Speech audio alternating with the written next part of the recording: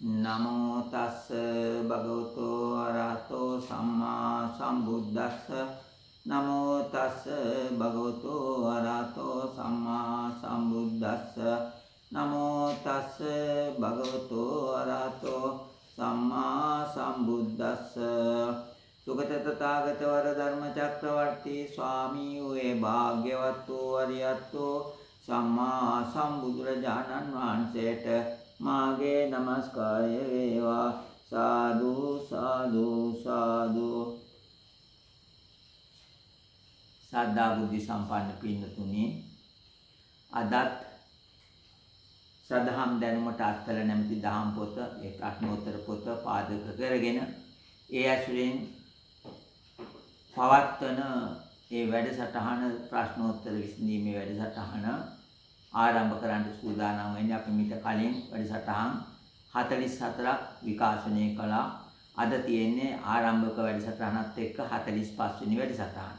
ඉතින් මේ පින්වතුන් හොඳට සාවධානව යෝනිසමනස්කාරයෙන් එළඹ සිටියෙන් යුතුව මේ ධර්ම සාකච්ඡාවත් එක්ක සම්බන්ධ වෙලා සවිදුෂ්‍ය මාධ්‍ය වශයෙන් මේ ලැබෙන දැනීමෙන් තමන්ගේ ජීවිතය සකස් කරගෙන මේ භයානක සංසාර කතරෙන් එතරව කොහොම හරි අපි නිවන් දකින්නවා කියන පරම පවිත්‍ර පිරිසිදු චේතනාව පෙරදරි කරගෙන ධර්මඥානය දිනු කරගන්න පිළිවෙත් පුරන්නට අවශ්‍ය දහම් කරුණු මේ ඉගෙනගෙන පුහුණු වෙලා තමන්ගේ ගමන් මඟ නිවන් මඟ ලෝකෝත්තර මාර්ගය සකස් කරගන්න කියන කරුණාවෙන් ඉල්ලීමක් කරනවා මේ පින්නතුන්ට.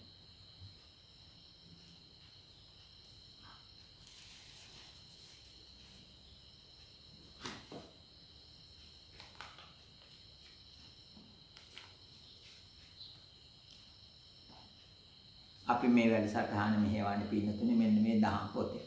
ඉතින් මේක ටිකක් පිටු ගන්න වැඩි. කියවන්නට කාලය අඩු නිසා මිනිසුන්ට විවේක නැති නිසා තමයි මේ මීටු 20 වැඩසටහන් මේ දෙන්නේ සතියකට දෙකක් මාසයකට 8ක් වෙන. ඉතින් ඒ නිසා පින්නතුන් බොහොම හොඳින් මේ ධර්මඥානය දිනු කරගෙන ධර්ම ඥානයෙන් තමන්ගේ මනස පෝෂණය කරගෙන වත්පිළිවෙත් පුරාගෙන සසනින් එතර වෙන්න උත්සාහ ගනිත්වා කියලා මම ඉල්ලීමක් කරනවා. අපි පසුගිය සතියේ වැඩසටහන නැවැත්තේ පින්නතුනේ 170 වෙනි පිටුවේ අද 371 ඉඳලා ඉදිරියට තමයි ප්‍රශ්න වලට පිළිතුරු සපයන්න තියෙන්නේ.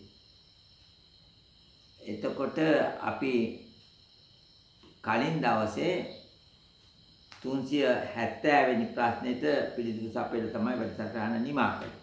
අපි නැවතත් ඒක බලමු 370 ප්‍රශ්නේ කුමක්ද කියලා ලැබුණු පිළිතුරු කුමක්ද කියලා. 370 ප්‍රශ්නය ලෝභය, ද්වේෂය, මෝහය යන අපසාරී දැක්වෙන ගාථාවක් ඇත. එළියා.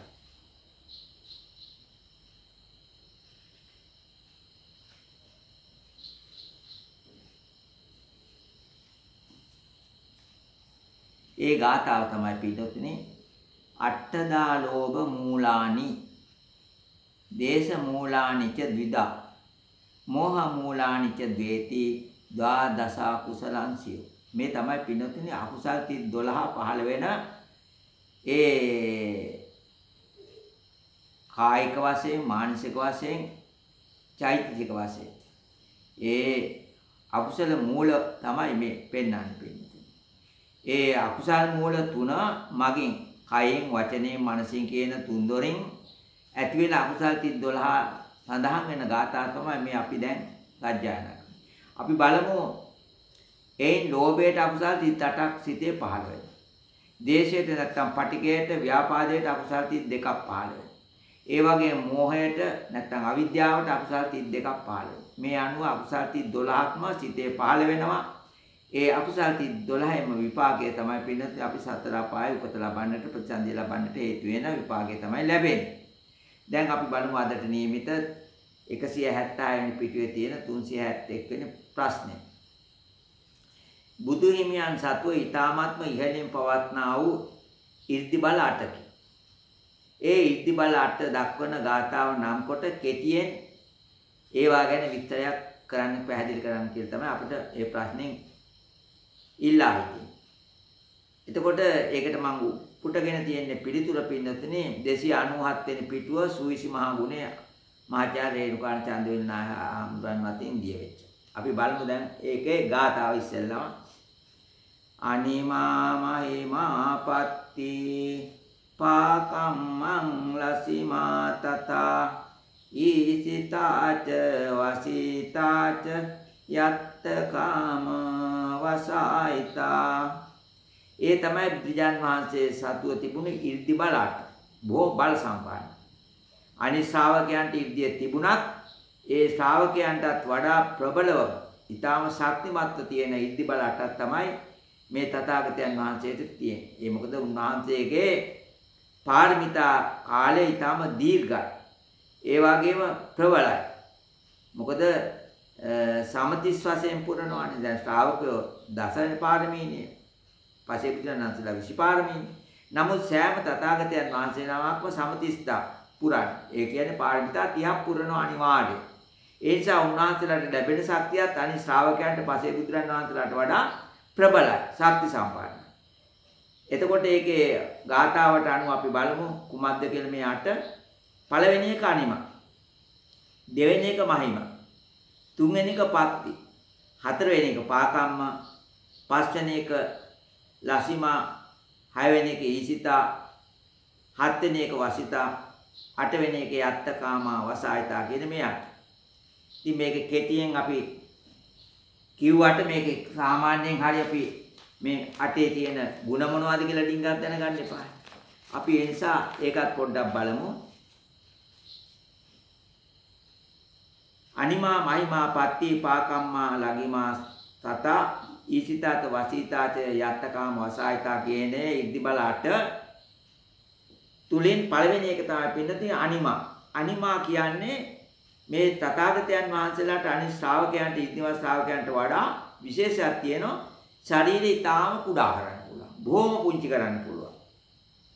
ඒක උපමාකින් පෙන්නනම් හරියට අෂ්ට පරිස්කාර ධර්ම අබටක් තුල සතර ඉරියව් පැවැත්විය හැකි තරමට පුංචි කරන්න පුළුවන්. ඒක කාටවත් කරන්න බෑ බුදුවරයෙකුට ඇර. ලෞතර සම්මා සම්බුදුරජාණන් වහන්සේ නමකට විතරක් පුළුවන්. ඉර්ධිමය බලයක් තමයි මේ අනිමා කියන්නේ. තාම ශරීරය කුඩා කරන්න පුළුවන්.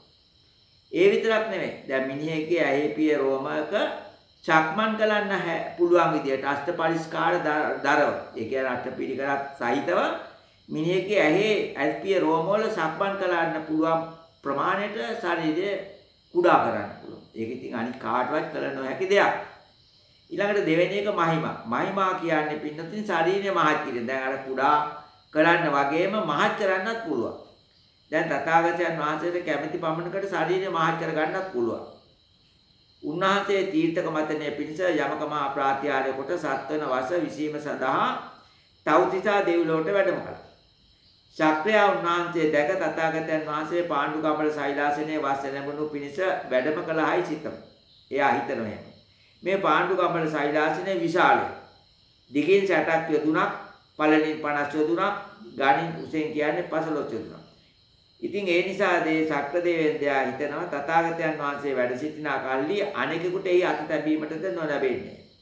උන්වහන්සේ වැඩ සිටිනා කල්ලි අස්න හිස්වන්නේ. සිතුවේ මොකද මේ මෙච්චර පුංචි හාමුදුරු කෙනෙක් මෙච්චර ලොකු දිගපළල උස තියෙන ආසනයක වාඩි වුණා බොහෝ පොඩිනේ. ඒ වගේ හිතුවා. තථාගතයන් වහන්සේ මොකද කරේ? මෙයාගේ මේ හිත දැක්කා. දැකලා මොකද කරේ? යා ශක්‍ර දෙවියන්ට පේන්න තමන්ගේ සගල සිවුර හතරට නමලා ඒ 60 යොදුනක් දිගපළල උස තියෙන ඒ පාණ්ඩු කමල සෛලාසනයේ මත හෙළුවා. එසේ කලේ ශක්‍රයාගේ අර අදහස දැකලා දැන් හිතුවනේ ශක්‍රයා මේ මංගේ හැටියට මට මේ ආසනය ලොකු වැඩි කියලා. ඒ නිසා තමයි එහෙම කළේ. ඒ විතරක් නෙවෙයි. තවත් කාරණයක් තමයි පින්නතුනේ බුදුන් වහන්සේ රජගහන වල වඩින වෙලාවක එක බමුණෙක් හිතුවා මේ බුදුන් වහන්සේ උසමණෙන්න කොච්චරද කියලා. ඒ පාරේ මොකද කරේ? මෙයා උණ ගහක් ගෙනල්ලා බැලුවා. ඒක ධානීෂ ළඟටත් අඩු. ඒ පාරේ දෙකක් බැලලා ඒකත් හරියන්නේ නැහැ. ඒකත් අඩු. ඒ පාරේ බුදුන් වහන්සේ අහනවා බමුණ මේ උඹ කමාත කුරන්නේ. ශාවිනාස වහන්සේගේ උස ඒ පාරේ බුදුන් වහන්සේ කියනවා මම මේ ශාලා සංඝේ කල්පලක්ෂයක් පුරා පෙරුම්දම් පුරාගෙන ආවේ කිසි කෙනෙකුට මගේ උස මනින්න පුළුවන් ක්‍රමයකට නෙමෙයි.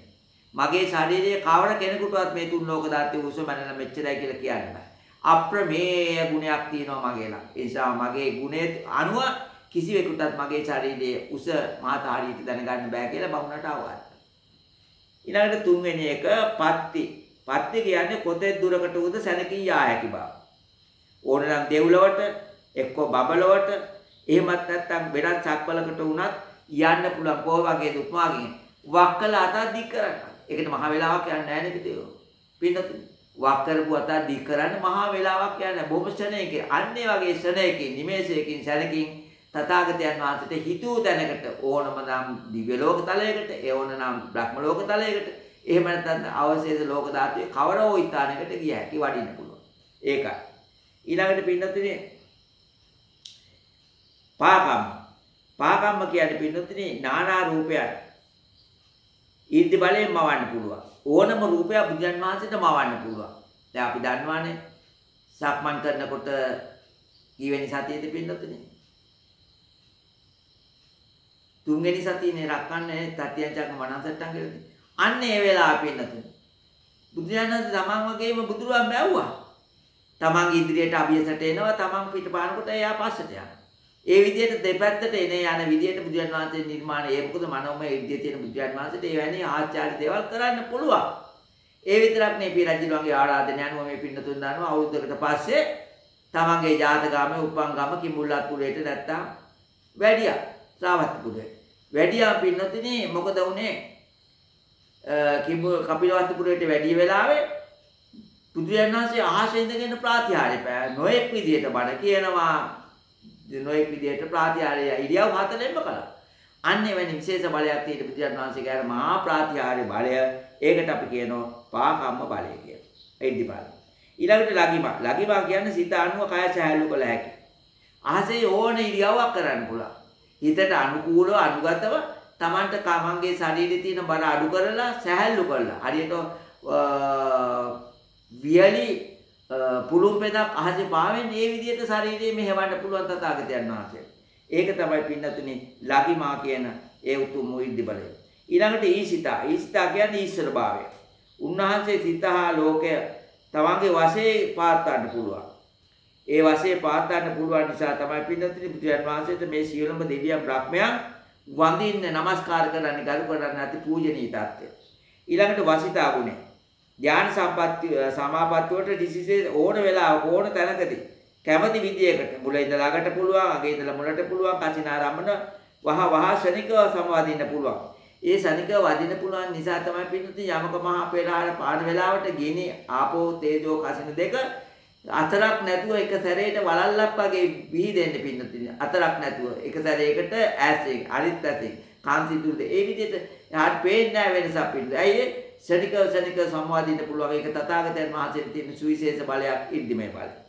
ඊළඟට යත්තකම්ම අවසායතා කියන්නේ ඕනම වෙලාවක බුදුරජාණන් තමන්ට නියමිත ප්‍රදේශයක නියමිත කාලයක් මුළුල්ලේ ප්‍රාතිහාර්ය පාන්න පුළුවන්. ඒ හැකියාව ඒවා සේරම මේ පින්නතුනි මේ අයිස්ාරි ගුණයට අයිති බුදුරජාණන් වහන්සේගේ ගුණ ශක්ති විශේෂ පින්නතුනි. දැන් ඊට වඩා ඒක ඊට තවත් අවශ්‍ය නම් මේ පින්නතුන්ට 297 වෙනි පිට සුවිසි මහා ගුණය බලලා තවත් මේක දැනීම පුළු කර ගන්න පුළුවන්. දැන් අපි ඊළඟට බලමු 372 වෙනි ප්‍රශ්නය 170 වෙනි පිටුවේ. පියා මැරු අජාසත් රජුගේ මවගේ නම කුමක්ද? දැන් මේ අජාසත් රජුගේ මවගේ නමනේ යහන්නේ. ඒ කියන්නේ බිම්බිසාර මහ රජුගේ බිසවගේ අග බිසවගේ. උත්තරේ තියෙන පින්නතුනි වාසවි බිසව යනු අජාසත් රජුගේ මෑණියන්ගේ නමයි. ඇය බිම්බිසාර මහ රජුගේ අග බිසව. තවත් ක්‍රමයකින් කියනවා නම් මේ බිම්බිසාර රජුව විවාහ වෙලා කරගෙන තිබුණේ ආවාහයට පත් කරගෙන තිබුණේ කවුද? කොසල් රජුගේ නංගි. දැන් මේ බිම්බිසාර රජුගේ නැගණියක් තමයි කොසල් රජුව ආවාහ කරගත්තේ. ඒ වගේ දෙන්න හුවමාරු කරගත්තා. බිම්බිසාර රජුව කොසල් රජුගේ නැගණියක් ආවාහයට ගත්තා. ඒ වගේම කොසල් මහ රජුව බිම්බිසාර මහ රජුගේ නැගණියක් ආවාහයට ගත්තා. ඒ නිසා දෙන්න දෙමාසිනෝරු දුරුමඩු කියලා කියන්නේ ඒකයි. දැන් ඊළඟට 373 වෙනි ප්‍රශ්නය. දැන් වාසවි බිසව තමයි අජාසත් රජුගේ මෑණියෝ. අර ඉරගෙයි දාලා ඉන්න වෙලාවේ ඇඟ හොදට සුවඳ පැනේ නාල කියලා යතු වතුර ගාගෙන ගියානේ තමන්ගේ සැමියාට රජතුමාට ආහාර වෙන්න. ඒකත් පස්සේ නැවැත්තුවා. එතකොට අපි 373 වෙනි ප්‍රශ්නය බලමු. 170 වෙනි පිටුවේ තියෙන.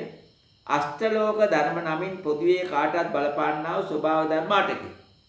අෂ්ටලෝක ධර්මනේ. ඒ 8 නම් කොට ඊට අදාළ ගාථාවලිය. දැන් ලෝකේ හැමෝටම බලපාන ධර්මතා 8ක් තමයි පින්නතුනේ මේ අටලෝක ධර්ම. ඒ කියන්නේ අටලෝ දහමින් නොසැලෙන්නේ රහතන් වහන්සේලා පමණයි. අපි බලමු මේකේ පිළිතුර. අටලෝක ධර්මයෝ නම් ලාභය, අලාභය, යසසය, අයසය, නින්දාවය, ප්‍රශංසාවය, සැපය, දුක යන මේ 8යි. ඔය 8 තමයි. මොකද ආයිත් අපි කියලා බලමු. ලාභය, අලාභය, යසසය, අයසය, නින්දාව, ප්‍රශංසාව, සැප දුක එකකට එකක් විරුද්ධයි පින්නතුනි. එකක් සැප පැත්ත, එකක් දුක පැත්ත. ඒ විදිහට තමයි යට හැදිලා තියෙන ලෝක ධර්මතාවයක් ඒක අටලෝ දාම. මේවා නැහි ලෝක ස්වභාව 8කි. ඊයේ සෑම සත්‍යයන්ට පොදු ධර්මතා 8කි. ඒක අහවල් එක්කෙනාට කියලා වෙනසක් නැහැ. හැමෝටම බලපාන පොදු ධර්මතා 8ක් තමයි මේක. මේ ලෝක ධර්මයන් නිසා වෙනසකට නොපෙමිණ සිටිය හැකි බවට කියන්නේ තාදි ගුණය කියලා. ඒ උසස්ම ආර්ය ගුණයක්. ඒ ආර්ය ගුණයේ තියෙන කාටද පින්නතුනේ? බුදුපසේ බුදුමහරහත් උත්මන් කෙරෙහි විතරයි. රහත් වුණාට පස්සේ තමයි මේ තාදි ගුණයෙන් අර අටලෝ දහමෙන් නොසැලී ඉන්න පුළුවන්. එතෙක් අපට අටලෝ දහමෙන් සැලෙන්න වෙනවා. ඒක තමයි ස්වභාවය. ඒ ගාථාව අපි බලමු. ලාභෝ අලාභෝ අයසෝ යසෝච නින්දා ප්‍රශංසාව සුඛංච දුක්ඛං ඒතේ අනිච්චා මනුජේසු ධම්මා අසංසතා විපරිණාම ධම්මා. මේ වෙනස් වීමනේ. දැන් දුක තව වෙලාවකට සැප. වෙලාවකට යසස, වෙලාවකට අයස. සමහර වෙලාවට ලාභ, සමහර වෙලාවට පාඩුව ලාභ. සමහරට නින්දා කරන, සමහරට ප්‍රශංසා. සමහරට සැපේද, සමහරට දුක. මේ විදිහට විපරිණාම ධර්මයට යටත් වෙන වෙනස් වෙන ස්වභාවයක් මේ අටේ තියෙනවා. ඒකට නොසලී ඍජුව ඉන්නේ කවුද? මේ බුදුපතේ බුදුමහරහත් කියන උත්තමයන්. මොකද රහත් වෙනකොට මේ තාදී ගුණය ලැබෙනවනේ පින්නතුනි. රහත් වීමේ ආංශංශයක්. ඊළඟට පිළිවෙම ඉන්නතුනි බලමු 177 වෙනි පිටුවේ තියෙන 374 වෙනි ප්‍රශ්නය. පංචවිධ සංගය නම් කවරහුද? මේ සංගය පහක් තියෙනවනේ. ඒක ධ්‍යාන. පංචවිධ පිළිතුර පංචවිධ සංගය නම් රාග, දේශ, මෝහ, මාන, දෘෂ්ටියන් පහ. නැවතත් බලමු පංචවිධ සංගය කුමක්ද කියලා. පළවෙනි එක රාගය. දෙවෙනි එක දේශය. තුන්වෙනි එක මෝහය. හතරවෙනි එක මානය. පස්වෙනි එක දෘෂ්ටිය. මේ පහ තමයි පංචවිධ සංගය කියලා නම් කරන්නේ. පංච සංඝා කියලා කියනවා භාවිතය. ඒකට මම පිටුතුට අපේ ආගත්තේ පින්නතුනේ 165 වෙනි පිටුව කෙලෙස් 1500 කියන රේරුකාණ නායකයන්ගේ පොත. ඊළඟට 375 වෙනි ප්‍රශ්නය බලමු 177 වෙනි පිටුවේ තියෙන. මෙම පංචවිධ සංඝයන්ට තවත් කාරණ දෙකක් එක් වූ කල්හි එය සප්ත සංඝ නමින් නම් කෙරේ. එසේ එකතු වෙන අංග දෙක කවරේද? දැන් අහන්නේ අර පහක් තියෙනවනේ පංචවිධ සංඝ. ඒකට අලුතෙන් තව දෙකක් එකතු වෙනවා. එතකොට ඒකට කියනවා සප්ත. සප්ත කියන හත කියන්නේ සංඝ හතක්. ඒ හත කුමක්ද කියලා අහන්නේ. හැදෙන හැටි. ක්ලේශ හා දුස්චරිත යන අංග දෙක තමයි අර පහට එකතු වෙන්නේ. එතකොට ඒ හත නම් කරනවා නම් රාග, දේශ, මෝහ, මාන, දෘෂ්ටි, ක්ලේශ, දුස්චරිත. ඔය හත තමයි සප්ත සංඝ නමින් හැදින්නේ. කලින් කිව්වේ පංච සංඝය. ඊළඟට අපි 376 වෙනි ප්‍රශ්නය බලමු 177 වෙනි පිටුවේ තියෙන. ලෝතුරා බුදුවා පතන බෝසත්තුරු සිදු කරන පංච මහා පරිත්‍යාගයෝ නම් කරා. වැදගත් ප්‍රශ්නයක් වෙනවා. ලෝතුරා බුදු වෙන්න බෑ පින්නතුනේ කිසිම කෙනෙකුට මේ පංච මහා පරිත්‍යාගය කියන උදාර දීමනා පහ නැත්තම්. මේක කරන්න පුරුදු වෙන්න ඕනේ. මේක අනිවාර්යයෙන්ම අත්හැරීම් පහක් නේ. දෙනවා කියන්නේ දානය කියන්නේ අත්හැරීමනේ. ඒක කරන්න පුරුදු වෙන්න ඕනේ. ඉතින් මේ ලෝතුරා බුදුන් වහන්සේ පුරපු මේ පංචමහා පරිත්‍යාගය කවරද කියලා අහන්නේ. අපි බලමු ඒක නම් වශයෙන්. ඒ පංචමහා පරිත්‍යාගය නම් අංග පරිත්‍යාගය. පළවෙනි. දෙවෙනි එක නේත්‍ර පරිත්‍යාගය. නේත්‍ර කියන්නේ ඇස්නේ. නේත්‍ර පරිත්‍යාගය. තුන්වෙනි එක ධන පරිත්‍යාගය. තමන්ගේ වස්තුවනේ. හතරවෙනි රාජ්‍ය පරිත්‍යාගය. ඊළඟට පුත්‍රදාන පරිත්‍යාගය. ඉතින් බලන්න මේ පහම මේ විදිහට දෙන්න පුරුදු වෙච්ච නිසා තමයි අපේ සම්මා සම්බුදුරයන් වහන්සේ නමක් හැටියට ලෝකෙ පහළ වෙන්න ඒ බෝසත්වයන් වහන්සේට හැකියාව තිබුණා. ඉතින් මේ මහා පංචවිධ පරිත්‍යාගයන් නොකර කිසි කෙනෙකුට ලෞතර බුදු බවට පත් වෙන්න බෑ. ඒ තෘෂ්ණා සම්පූර්ණයෙන් දුරු කරන මාර්ගයනේ නිවන් මාර්ගය. ඉතින් තෘෂ්ණාව දුරු කරන්නේ මේවා අංග වශයෙන් එකින් එක අත්හැරීමේ පුරුද්ද බෝසත්ත්ව කාලේ පුරුදු වෙන්න ඕන. දැන් අපි දන්නවා එදා වෙස්සන්තර ජාතක වෙලාවේ මේ සේනම කෙරුණා. බුදුන් වහන්සේ අතින්. රාජ්‍ය දුන්නා, ඇතා දුන්නා, ධන පරිත්‍යාග කළා, නේත්‍ර පරිත්‍යාග කළා. පුත්‍රදාරි ඉතින් මේ වෙස්සන්තරාත් දන්නෝනේ මන්ත්‍රී දේවිය, ජාලි කිෂ්ණේ වගේ දූ දරුවා දන් දෙන්න තරම් හිත පුදුම තත්ත්වයකටපත් උනේ ඇයි? පරිත්‍යාගයේ තියෙන උදාාර ගුණය පුරන්න ඕන නිසා ලෞතර බුද් බවට. ඒකයි එහෙම කළේ. ඊළඟට 377 වෙනි ප්‍රශ්නේ තියෙන 178 වෙනි පිටුව අපි බලමු. මරණ සති භාවනා මරණානුසතිය කියලා කියනවා අනුසති වශයෙන්. අංග 8කින් යුක්තය. ඒ අංග 8 කවරේ? ඊළඟට මරණ සති භාවනාවේදී උපසංහරණයේ වශයෙන් හැදින්වෙන භාවනා අංගය මහත් භව හේවත් මහත්ව වශයෙන් කොටස් කීයකට බෙදා ඇද්ද නම් කරන්න කියලා කියනවා. අපි බලමු පිළිතුර. සමථා විදර්ශනා වශයෙන් දිප්‍රභේද කොටස් දෙකකට බඩනවනේ පින්නදී භාවනා පළවෙනි එක සමතය දෙවෙනි එක හැබැයි සමතේ නිවන් දකින්න බෑ ලෝකෝත්තර අත්‍යයට එන්න බෑ. විදර්ශනා කරොත් තමයි ලෝකෝත්තර අත්‍යයෙන් සෝවාන් ඉඳලා පටන් අරගෙන උතුම් අරියත් අත්‍යය දක්වා ලෞතර බුද්ධත්වයට දක්වා පසේ බුද්ධත්වයට දක්වා ලෞතර ගමන යන්න පුළුවන්. ඉතින් එතකොට බලමු අපි මේක සමථා විදර්ශනා වශයෙන් දිප්‍රභේද ඇති භාවනා ක්‍රම දෙකකින් එකක් වන්නේ සමතයයි. ඒ කර්මස්ථාන 40ක් අතුරෙන් අනුස්සති කොටසට අයත් දස අනුස්සතියෙන් එකකි මරණානුස්සති භාවනා. දැන් දස අනුස්සතිය තියෙනෝනේ. ඒයින් තමයි මේ එකක් මරණානුස්සති භාවනා. ඉතින් මේ දහම් පොත් බලලා මේ පින්නතුන් ඔය දස අනුස්සති කටපාඩම් කරනවා නම් ඒ තරම්ම හොඳයි. මේ මරණ සති භාවනා ප්‍රධාන වශයෙන් අංග 8කට බෙදලා තියෙනවා. පහසුවට. ඒ භාවනා අංග 8 නම් වදක පච්චුත්තාණය සම්පatti විපatti වශයෙන් උපසංහරණ වශයෙන් කාය බහුසාධාරණ වශයෙන් ආයු දුබ්බල වශයෙන් අනිමිත්ත වශයෙන් අද්දාන පරිච්ඡේද වශයෙන් හා කින පරිත්ත වශයෙන්. එතකොට අංගාට බලමු අපි. පළවෙනි එක වදක පච්චුත්තාන. ඊළඟට දෙවෙනි එක සම්පatti විපatti වශයෙන්. තුන්වෙනි එක උපසංහරණ වශයෙන්. හතරවෙනි එක කාය බහුසාධාරණ වශයෙන්. පස්වෙනි එක ආයු දුබ්බල වශයෙන්. හයවෙනි එක පින්නතුනේ අනිමිත්ත වශයෙන්. හත්වෙනි එක අද්දාන පරිච්ඡේද වශයෙන්. අටවෙනි එක කින පරිත්ත වශයෙන්. අටේ එහෙමයි. මේ එන උපසංහරණය නම් භාවනාංගයේ නැවත කොටස් 7කට බෙදා භාවනාංගය කරනවා. කොහොමද මේ භාවනා කරන්නේ? මේ උපසංහරණය කියන එක කොටස් 7කට බෙදනවා. අපි බලමු මේක. ඒ 7 නම් කුපත් කියලා. යසස් මහත්ව වශයෙන්, පුණ්‍ය මහත්ව වශයෙන්, තාම මහත්ව වශයෙන්, ඊර්ති මහත්ව වශයෙන්, ප්‍රඥා මහත්ව වශයෙන්, ප්‍රත්‍යේක බුද්ධ වශයෙන් නා සම්‍යක් සම්බුද්ධ වශයෙන් කොටස් 7කට බෙදලා තමයි මේ උපසංහරණය කියන කොටස ඒ සමත භාවනාවේ මරණානුස්සතිය වඩා. ඉතින් මේවා පොත්පත් බලලා හොඳට මේ පින්නතුන් මතක තියාගෙන මේ භාවනා කරනකොට මේ අංග මරණානුස්සතිය හොඳට වඩන්න ඕන. මොකද මරණයට යම් බයක් හැම හදවතකම තියෙන නිසා මරණ අවස්ථාව එළඹෙනකොට මරණ බය තුනියනවා. මරණයට බය නැතුව යනවා. යථාර්ථය අඳුරාගෙන තියෙන මමත් මැරෙනවා මේ ලෝක සත්‍ය ඒ වගේ පුරුදු වෙනවා. ඊළඟට පින්නොත්නේ 378 වෙනි ප්‍රශ්නය බලමු. යම් දෙයක් ඇතිව නැතිවන්නේ නම් මුලින් තිබූ ස්වභාවයට වෙනස් අංශභාගයකට පත් වෙන එකටනේ අපි ඇති වෙලා නැති වෙනවා කියන්නේ. ඒ හඳුන්වන ව්‍යවහාර නාමය කුමක්ද? යමක් තම වශයෙන් පවත්වන්නට නොහැකි වේ නම් ඊට භාවතා කරන ධර්මානුකූල නාමය කුමක්ද? ප්‍රශ්න දෙකක්නේ. අපි නැවතත් ප්‍රශ්නය කියවලා බලමු පින්නතුනේ. යම් දෙයක් ඇතිව නැතිවන්නේ නම් ඒ කියන්නේ මුලින් තිබූ ස්වභාවයට වෙනස් අංශභාගයකට පත් වෙනවා නම් එය හඳුන්වන ව්‍යවහාර නාමය කුමක්ද? ඒ පළවෙනි ප්‍රශ්නේ ඒකේ. ඒකේ අන්තර්ගත දෙවෙනි එක තමයි යමක් තම වශයෙන් පවත්වන්නට නොහැකි වේ නම් ඊට භාවිතා කරන ධර්මානුකූල නාමය කුමක්ද? අපි පිළිතුර බලමු. යම් දෙයක් ඇතිව නැතිවන්නේ නම් එය අනිත්‍ය ස්වභාවය නමින් හැදින්නේ. මේ ත්‍රිලක්ෂණය ගැන මේ පැහැදිලි කිරීම කරන්නේ. විපරිණාමයේ යනුවෙන් භාවිතා වන්නේත් එමය වෙනස් වෙන ගතියනේ.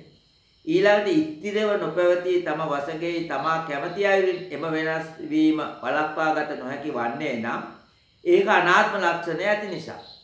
සවිඥානික අවිඥානික සියලු සංස්කාරයෝ මෙකී අනිත්‍ය දුක අනාත්ම ලක්ෂණයට යටත්ව පාදෙනවා.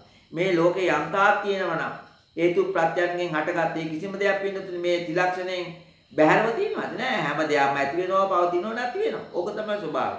ඉතින් ඒක නිසා තමයි මේක පැහැදිලි කරන්නේ මේ ත්‍රිලක්ෂණ භාවනාවේදී ඒ පළවෙනි එක අනිත්‍ය ස්වභාවය. ඊළඟට දෙවෙනි එක තමයි දුක්ඛ ස්වභාවය. මෙතන පෙන්නන්නේ අනාත්ම ස්වභාවය ගැන.